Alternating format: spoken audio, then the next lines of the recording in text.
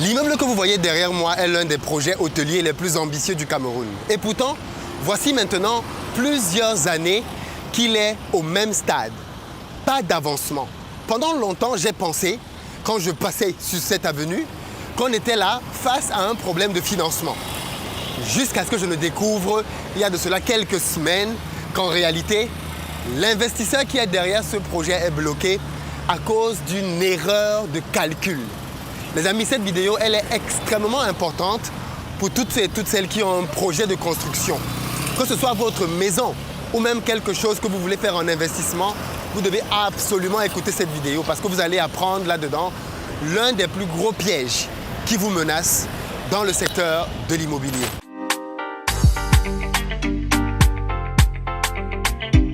Salut à toi, bienvenue sur ma chaîne, moi c'est Philippe Simo.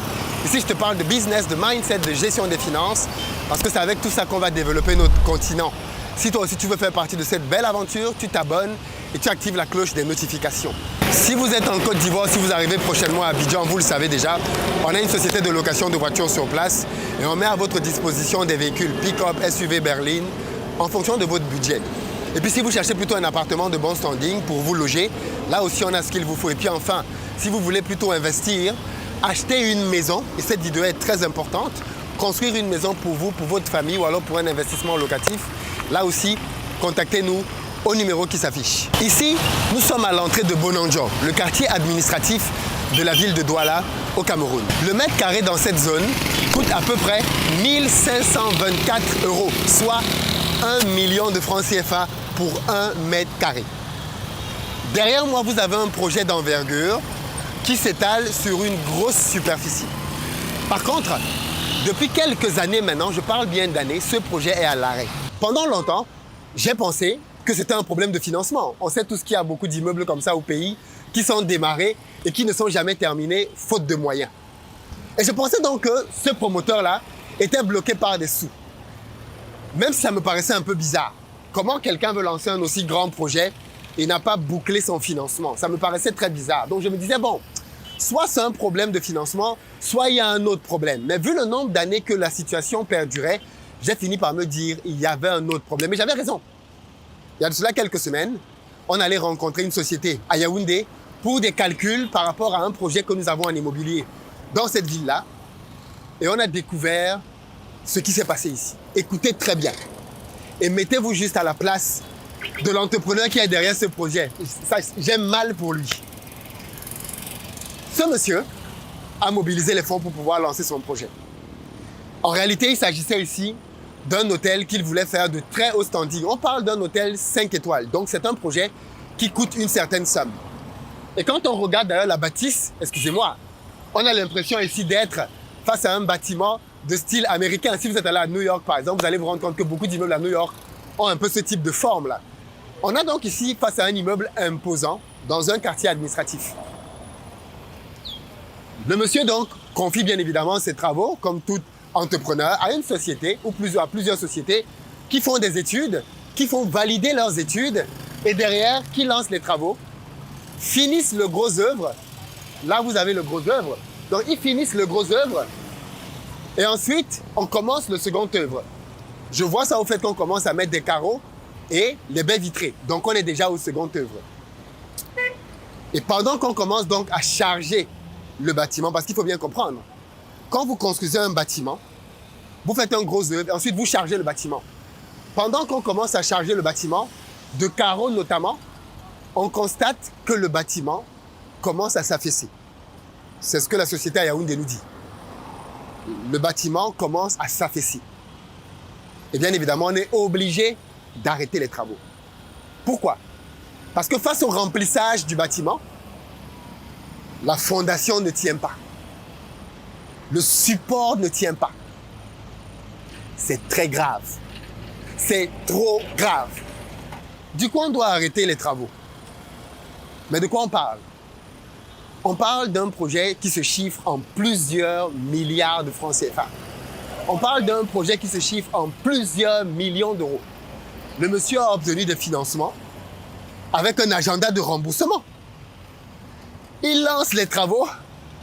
On fait le gros œuvre, on arrive au second œuvre, on commence à charger l'immeuble et boum, tout s'arrête, vous faites quoi? Tout s'arrête. Vous faites quoi? Dites-moi, vous faites quoi? C'est trop grave. Eh bien, tenez-vous tranquille. Ce genre de situation, on les rencontre beaucoup trop dans nos pays. Vous êtes certainement au courant qu'il y a dans nos pays énormément d'immeubles qui s'effondrent. Il faut bien comprendre que quand un immeuble s'effondre, c'est parce que les ingénieurs qui ont fait les calculs se sont trompés. C'est parce que les ingénieurs qui faisaient les calculs de structure se sont trompés. Ils ont mal évalué la portance du sol.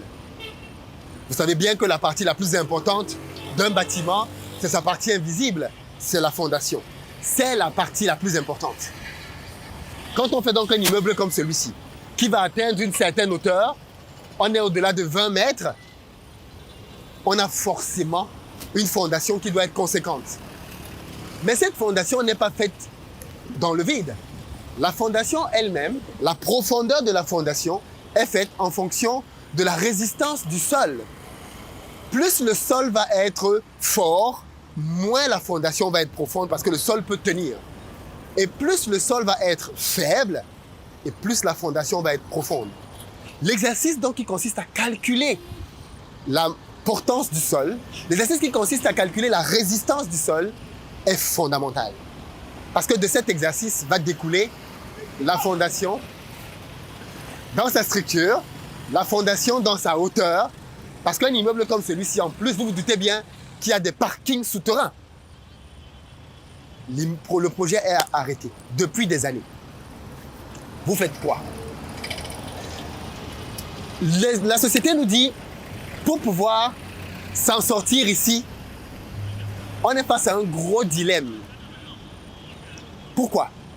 Parce qu'en fait, le projet initial tel qu'on l'avait pensé, le sol démontre bien qu'il ne peut pas tenir. Il faut faire un renforcement de la fondation. Mais ça veut dire quoi un renforcement de la fondation?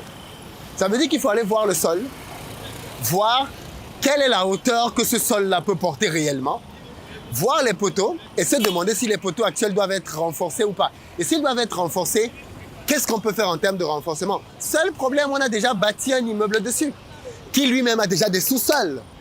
Parce que la fondation, elle est en dessous des sous-sols qui ont des parkings et ensuite commence l'immeuble. Donc s'il faut aller toucher la partie qui est en dessous des sous-sols, c'est très compliqué à faire techniquement et ça coûte une fortune.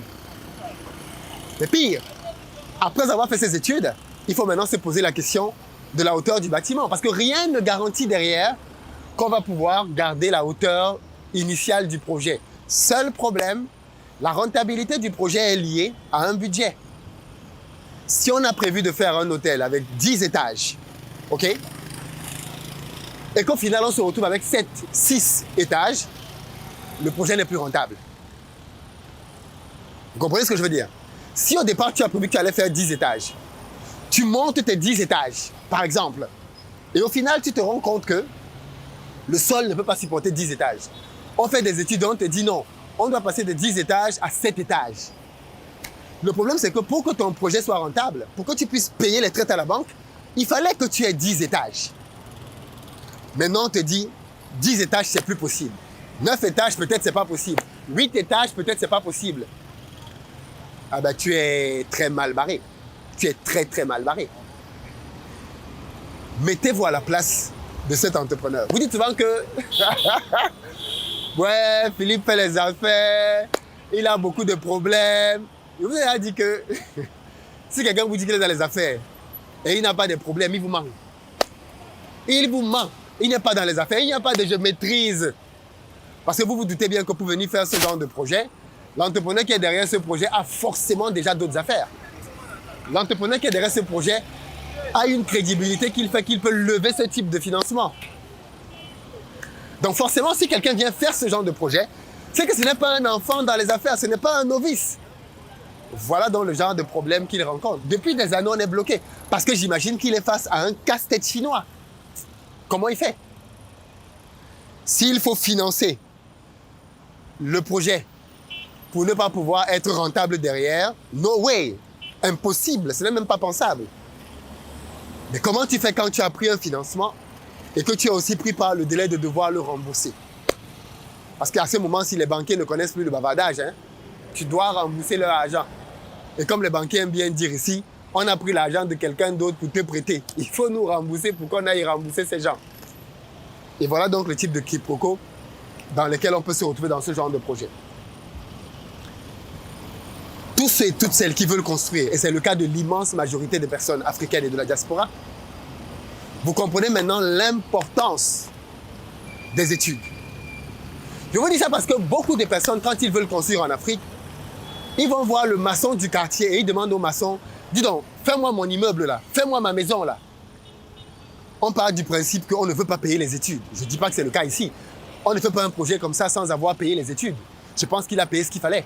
Et à ce stade-ci d'ailleurs, qu'est-ce qu'il faut faire du bureau d'études? Si c'est le bureau d'études qui est responsable des erreurs, qu'est-ce que tu peux faire du bureau? Est-ce qu'ils peuvent te rembourser?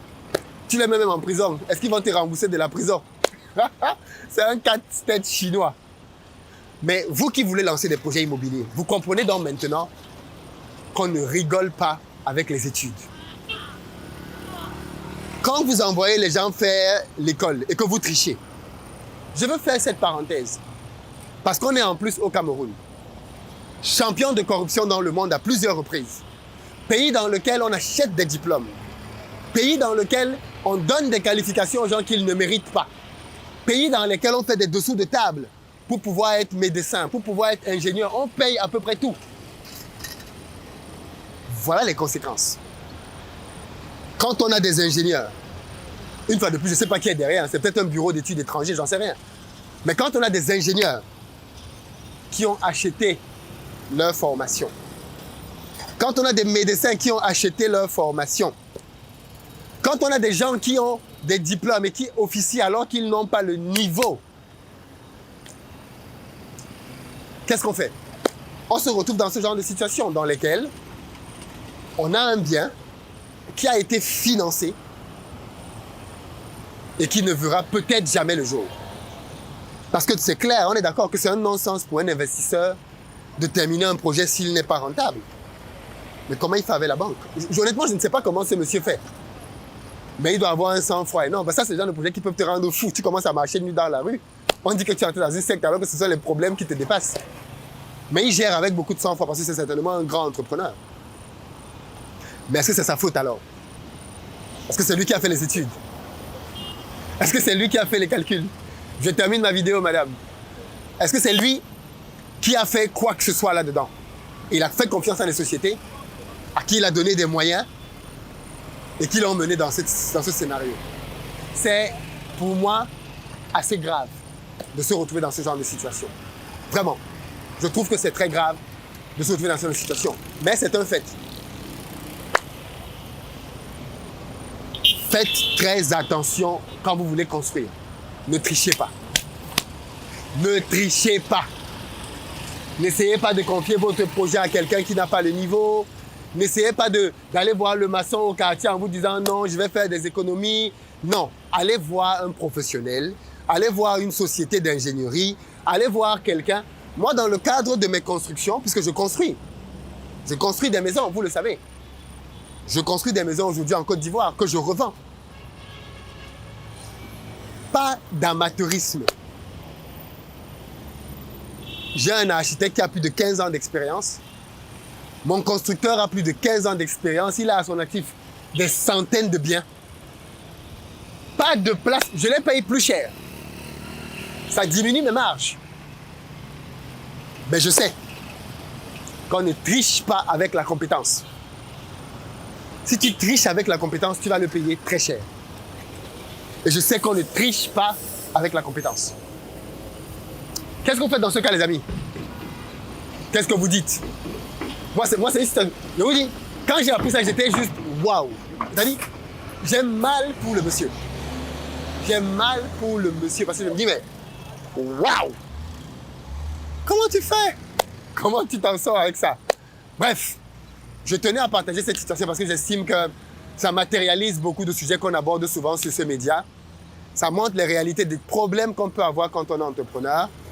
Ça montre les réalités que l'incompétence peut produire parce que Cette incompétence, si elle est visible, mais les incompétences dans les hôpitaux qui tuent les gens, ça c'est invisible. Les gens meurent à l'hôpital, on te dit que non, alors que c'est l'incompétence d'un toto qui s'appelle médecin, qui ne savait pas quoi faire et qui est venu faire des bêtises sur les gens, il les a tués. Combien de personnes meurent dans nos pays par incompétence?